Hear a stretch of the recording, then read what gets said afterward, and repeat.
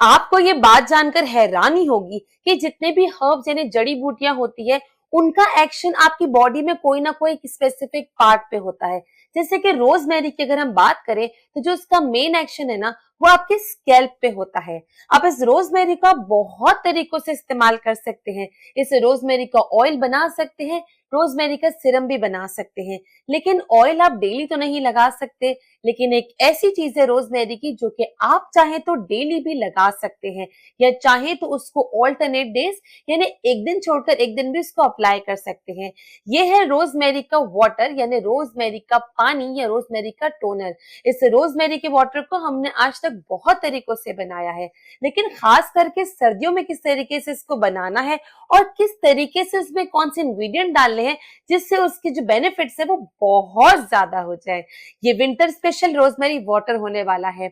अभी मैंने यही वाला रोजमेरी का वाटर लगाया है और आप बालों में शाइन देख सकते हैं, कितनी जबरदस्त सी शाइन है। मैं यहाँ पर एक स्पेशल जूम इन क्लिप भी लगा दूंगी, आप देख सकते हैं कितने प्यारे बाल हो रहे हैं। ऐसे ही बाल आपके भी होने वाले हैं।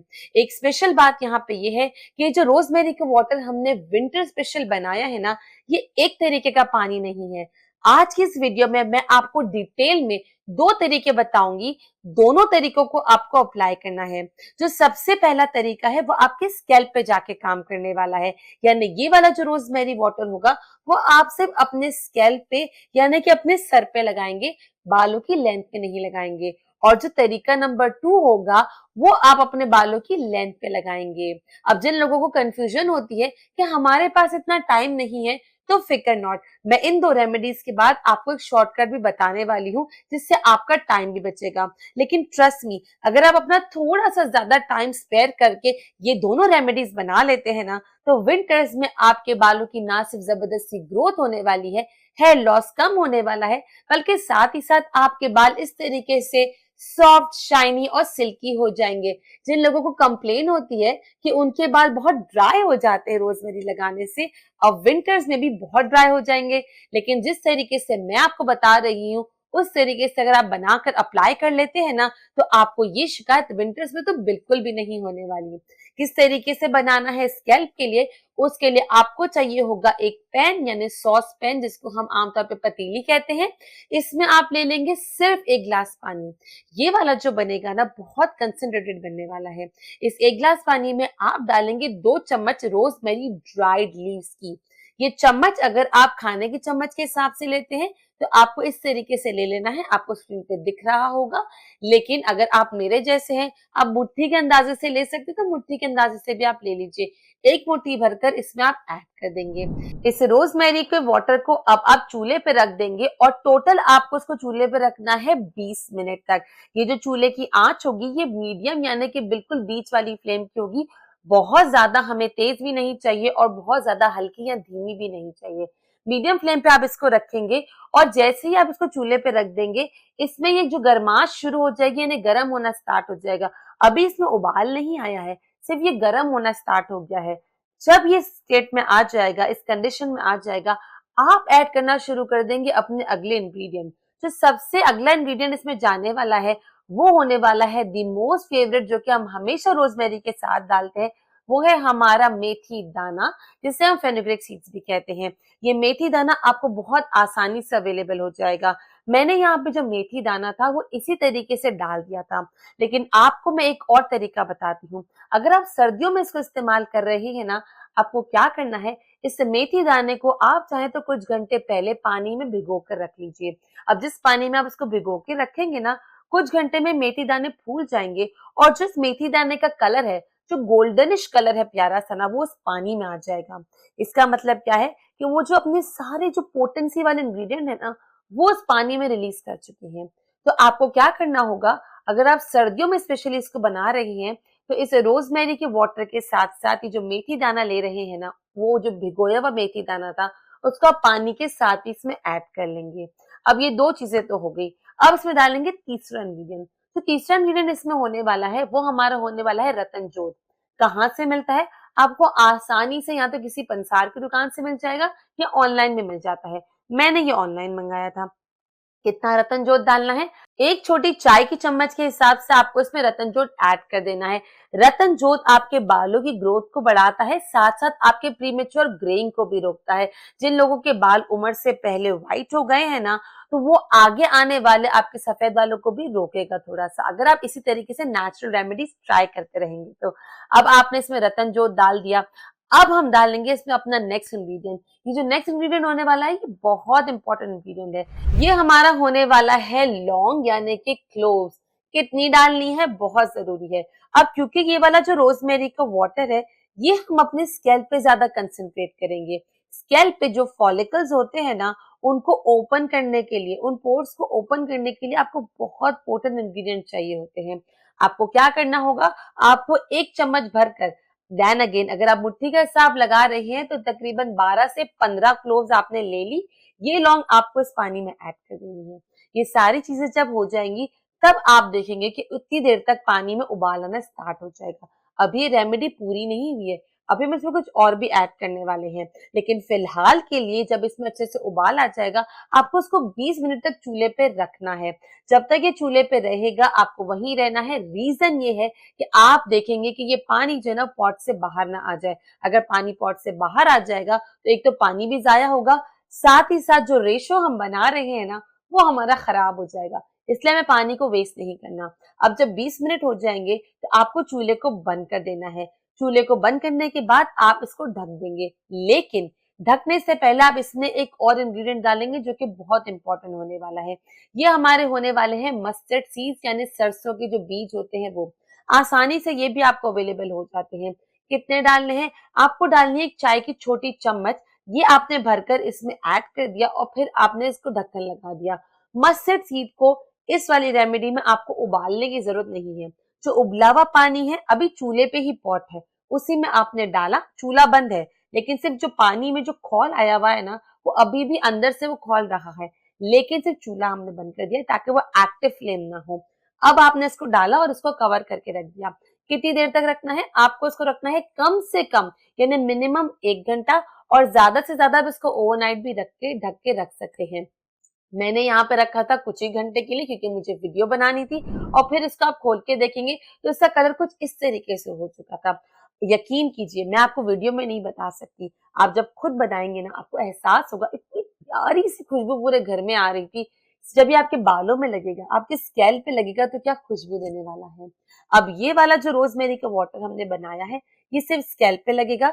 किस तरीके से लगेगा, कैसे लगेगा, कितने दिन लगेगा, ये मैं आपको आगे बताती हूँ। लेकिन पहले चल के देख लेते हैं कि जो ये हम हेयर लेंथ पे शाइन लाने के लिए रोजमेरी का वाटर बनाने वाले हैं, वो किस तरीके से बनाने वाले हैं।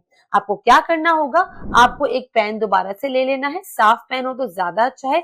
जो हम होम रेमेडीज बनाते हैं, जो DIYs बनाते हैं ना, उसमें ये जो चीजें होती है, जैसे कि आपका पैन हो गया, चम्मच हो गई, कंटेनर हो गया जिसमें आप चीजें डालते हैं, कोशिश कर कर ऐसी लिया कीजिए जो कि स्टेरलाइज हो। स्टेरलाइज नहीं कर सकते, अच्छे से धो लीजिए। धोने के बाद उसको हमेशा ड्राई किया कीजिए। सूंघ कर देख लिया कीजिए कि उसमें कोई स्मेल तो नहीं है, और फिर ही आप उसको इस्तेमाल किया कीजिए। अब आपने क्या किया, इस सॉस पैन में हम डालेंगे 2 ग्लास पानी। जो हमने अपने स्कैल्प के लिए बनाया था, उसमें हमने 1 ग्लास पानी डाला था, लेकिन इसमें हम 2 ग्लास पानी डालेंगे। रीजन, क्योंकि हमें इसे कंसंट्रेटेड नहीं बनाना, क्योंकि हमारे जो हेयर लेंथ होती है, जो हमारे क्यूटिकल्स होते हैं ना, बहुत नाजुक होते हैं। इसमें पोर्स तो ऐसे नहीं है कि हमें फॉलिकल्स खोलने पड़े, तो फॉलिकल्स खोलने वाला सवाल तो इसमें हमारा आता ही नहीं है। हमें सिर्फ इन क्यूटिकल्स की जो प्यारी सी खूबसूरती है, उसको बरकरार रखना है। किस तरीके से करेंगे? इन 2 ग्लास पानी में अब आप ले लेंगे रोजमेरी के लीव्स। ड्राइड लीव्स हैं तो आप उसको एज इट इज यूज कर सकते हैं। अगर फ्रेश ले रहे हैं तो उसको पहले अच्छे से वॉश कर लेंगे। ड्राइड लीव्स आप लेंगे, इसमें 1 चम्मच। इन 2 कप पानी में हमने 1 चम्मच रोजमेरी के लीव्स लिए थे। अब आप इसको चूल्हे पे रख देंगे। चूल्हे पे आपको इसको रखना होगा सिर्फ 15 से 20 मिनट। अच्छे से जब इसमें उबाल आ जाएगा, बॉईल हो जाएगा, तो आप इस चूल्हे को बंद कर देंगे और इसको छान लेंगे। इस वाले रोजमेरी वाटर को आपको ढक के रखने की जरूरत नहीं है। हाँ, अगर ढक के रखना चाहते हैं तो कोई नुकसान नहीं होने वाला, लेकिन क्योंकि हम इसको विंटर स्पेशल बना रहे हैं, हम चाहते हैं कि हमारे बालों में जो शाइन है, जो सिल्कीनेस है, जो सॉफ्टनेस है, वो बरकरार रहे। इसके लिए मैं ये प्रेफर करूंगी कि आप इसको छान लीजिए। यहाँ पे मैं आपको एक प्रो टिप बताती हूँ। अगर आपने वीडियो यहाँ तक देखी है तो ये टिप आपको जरूर काम आने वाली है। क्या टिप है ये कि ये वाला जो रोजमेरी का वाटर हम बनाने वाले हैं, जब आप इसको छान लेंगे ये रोजमेरी की लीव्स रह जाएंगे।